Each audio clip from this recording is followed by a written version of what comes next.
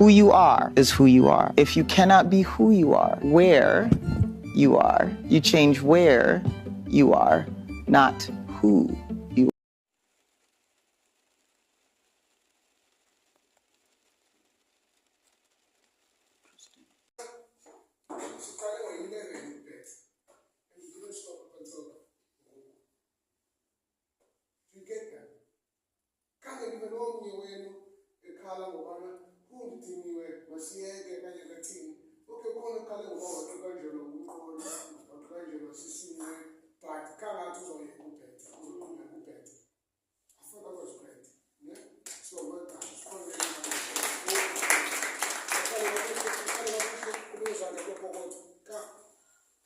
are. Do not stop until you find the where your who is best. And those that are moving into early career have an opportunity to level set a new way of working that demands an environment that their who can exist in and refuses to go into wheres that won't do that. And if we have this new generation of workers doing that, then the wheres will start to adjust. The minute we compromise and accept, the wheres get to take a little bit longer to adjust. This generation